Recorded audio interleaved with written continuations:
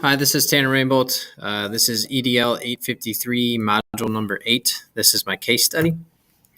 So a summary, this is occurring at Schuyler K through 12 school. Carl is the behavioral student. He's currently on an IEP.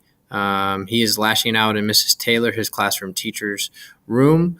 His parents right now are going through a divorce, so his parents are sharing custody. So the rough home life is definitely going on right now. Susan Green is Carl's new SPED teacher. This is her first year at the Schuyler K through 12 school. She is not a first year teacher. She was a SPED teacher in another district, but this is her first year with us. Mrs. Taylor wants Carl removed from her class. She feels that he is not being safe. She feels concerned for her own safety as well as her students. And Mrs. Green sets up a new behavioral plan and sets up a new IEP meeting. Mrs. Taylor wants him removed permanently and in the resource room or the SPED room for the entirety of the day. But Mrs. Green, wants him to have an inclusive education, so she has set up a new plan and a new IEP. So category 1, problem and analysis. What do I know? Carl's current behavior plan is not working. Mrs. Green and Mrs. Taylor are not on the same page. So as an administrator, I need to make sure that we have a meeting and that issue is resolved.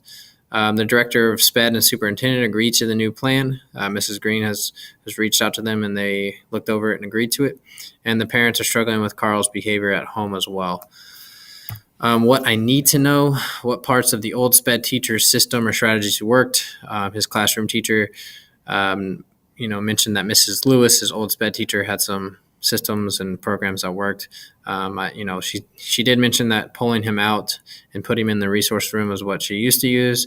We necessarily don't want that. We want him to be inclusive in the classroom, but what strategies has she worked that worked for him in the past?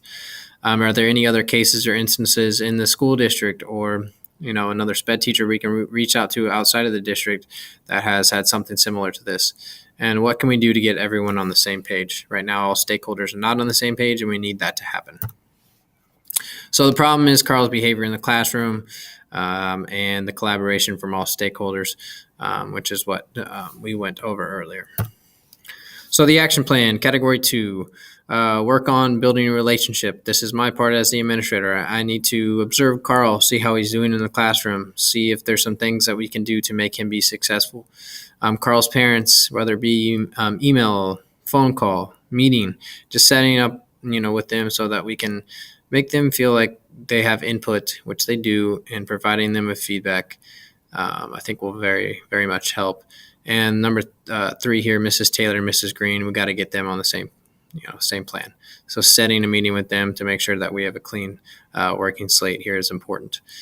Reach out to old SPED teacher or any previous teachers to see what has worked with Carl in the past and improve and revise that behavioral plan so that Carl can stay in the classroom and we can maximize his learning. Implementation. Number 1, find what Carl enjoys to do in his free time and use that as a motivator and a relationship builder. So if he enjoys playing video games, maybe that can be a reward on his behavioral plan.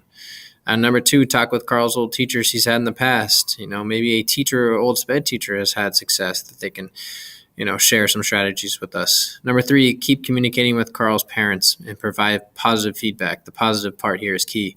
If he does have a good day, just reaching out and letting them know that he did well on a certain task today would be really good for them to hear. And schedule a meeting with Mrs. Taylor and Mrs. Green so we can get everybody on the same page. We need a collaborative working relationship between those two. Category 3, resolving the issue. So what is best for Carl? Number 1, provide the best learning environment possible without endangering others. We need to look out for the safety of others as well. Number 2, put in place an IEP and a behavioral plan that can work effectively. So that IEP plan is a legal document. Okay, we need to follow that. Number 3, get all the people that care about him on board.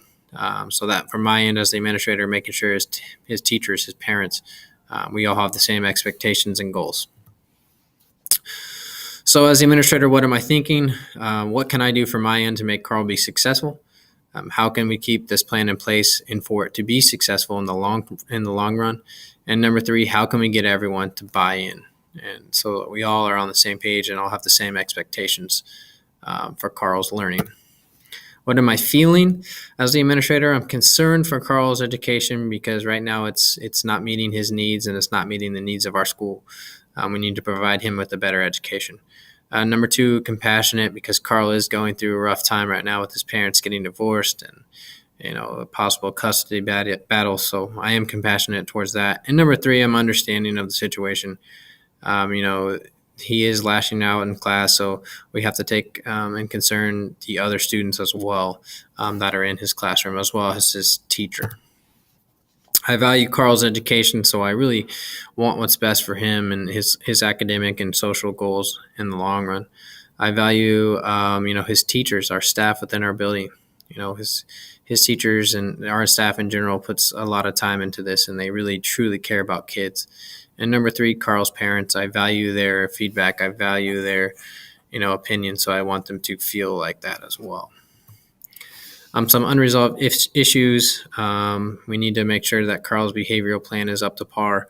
Again, it's a legal document, so we need to follow that.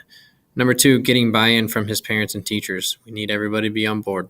And number three, a positive working relationship between everybody, especially Mrs. Green and Mrs. Taylor. Right now, they're at opposite ends of the spectrum. We need to get them to some type of resolution where we can all work together. Category 5, reflection. Number 1, Category 1, promote academic success. So we need to follow Carl's IEP plan and improve if needed. That's constantly, under evaluation. Number 2, develop a behavioral plan that works, something that can be successful, whether it's a point sheet. Maybe he goes from class to class, hour by hour. He has a rating scale, something where we can keep track of how he's doing behaviorally throughout the day. And there'll be rewards and consequences if those expectations aren't met. And just having the continuity between all stakeholders, that's what truly is going to make Carl's education and his success at our school. Category 2, promote personal well-being. So as the administrator, I need to rebuild relationships with Carl.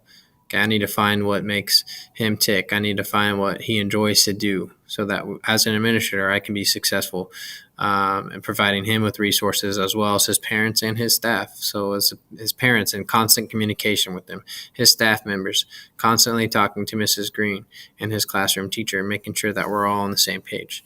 Number 2, providing administrative support. As the administrator, that is my job to make sure that Carl, his parents, and the staff all feel like I'm supporting them and that I'm here for them in whatever capacity that they need. And number 3, bringing in outside help, whether that be an assistant principal, could be a school psychologist. Just making sure that everybody is on board and that we're providing resources for Carl to be successful. Category 5, reflection. Category 3, improving instruction. Providing professional development and training for, his teachers and our staff, whether it be bringing in somebody from the outside to make sure that we're all aware of behavioral strategies and things that we can do to help not only Carl, but, any other student in our school. Number 2, conflict resolution training. So that might be, just having difficult conversations with staff members and how we can work together and collaborate. And number 3, a mentorship. So this is Miss Green's first year in the school. Maybe providing her with a mentor teacher who can help her. If she has, some, whether it be in her classroom or questions about the school or evaluations or anything like that, providing her with a mentor teacher so that, if she has questions, she has ideas she can bounce off, that's going to make her successful. So that was my case study. Thank you.